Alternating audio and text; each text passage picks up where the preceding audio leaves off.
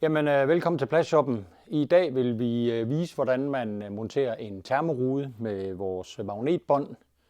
Og jeg vil lige starte med at vise nogle af de ting, remedier, som man får brug for. Man får brug for en saks, en god, kraftig saks og en målebånd eller tomstok. Og så lige en lille blyant til at markere, hvor termoruden eller hvor akrylruden den skal sidde.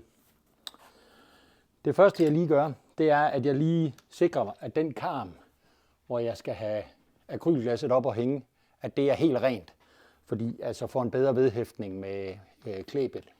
Så man påfører altså lige den almindelige husholdningsrengøringsmiddel, og så lige renser for, som sagt, for fedt og støv og ujævnheder, hvad der måtte være. Og det er også det, der giver den bedste vedhæftning, når man skal have magnetbåndet på bagefter. Det er nemlig, at der er pænt rent. Og det er selvfølgelig vigtigt, at der ikke sidder små søm. Det næste, jeg gør, det er, at jeg tager et mål til den akrylplade, jeg skal bestille. Og magnetbåndet, der skal man lige lægge 15 mm ekstra til, både i top og i bund. Altså 30 mm i alt, og 15 mm igen i de to sider. Det er faktisk 12 mm, men man bør lige måle minimum 15 mm ind, for at være sikker på, at der er plads til båndet på begge sider. Og man kan selvfølgelig, hvis man vil, gerne gå længere ind, men minimum 15 mm. Og det er altså fra kanten. Og det samme gør man selvfølgelig i top og bund. Og så har man det stykke akryl, man skal bestille for at dække den fulde glasrude her. Når man så har målt ud, som sagt minimum 15 mm. I mit tilfælde, der har jeg altså valgt en rude, eller en akrylglas, som er lidt større end 15 mm.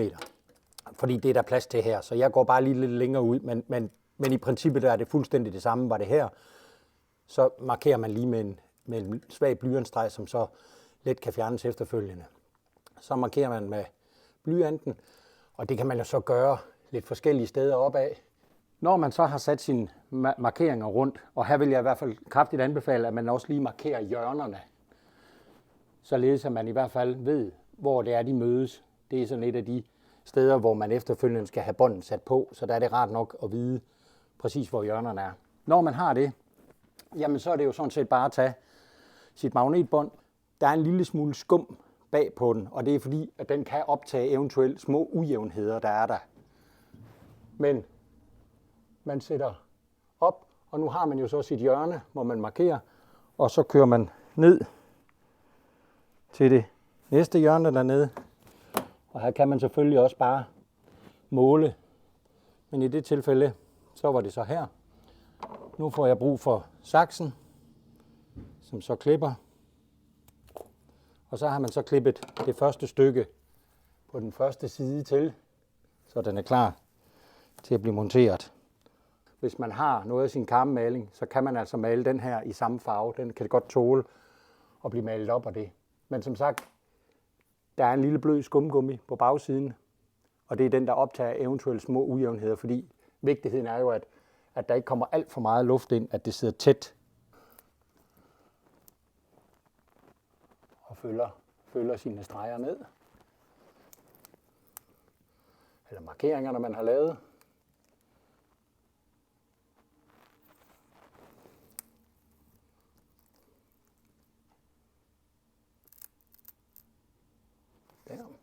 Og hele ideen i magnetbånd er jo, at man efterfølgende meget hurtigt og let kan afmontere akrylglasset og kan komme ind og rengøre og eventuelle ting, hvis man skal have en udluftning. I det her tilfælde kan man jo ikke udlufte her, men hvis man har et vindue, der skal kunne åbnes, så kan man efterfølgende meget let komme ind og udlufte.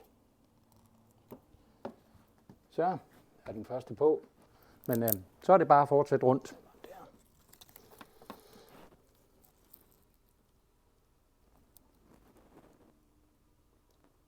Når man så har købt sin akryl og modtager den, så er akrylen altid på begge sider beskyttet af en lille tynd folie. Og det kan godt snyde, fordi der er nogen, faktisk nu i det her tilfælde er det forholdsvis let, for den ser grønlig ud.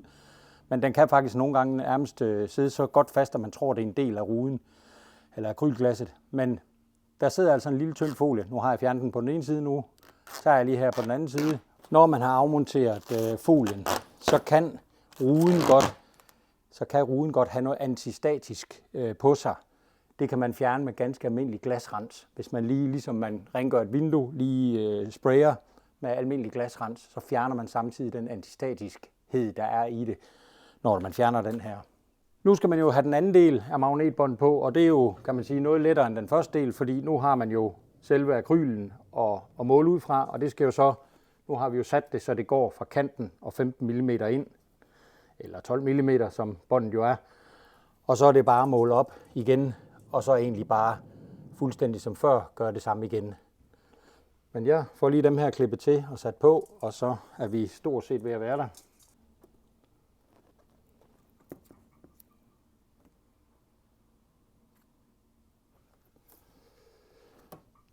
Nu har jeg fået monteret magnetbåndet hele vejen rundt om akrylpladen, og så prøver vi lige at sætte den op.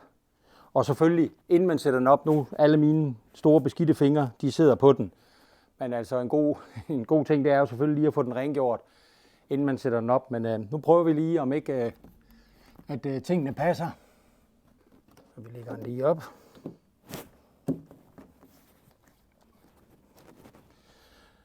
Så er den monteret, og som sagt, en god idé, for det er jo svært fuldstændig hele vejen rundt og ramme fuldstændig nøjagtigt, men det var jo selvfølgelig at få malet den inderste i samme farve.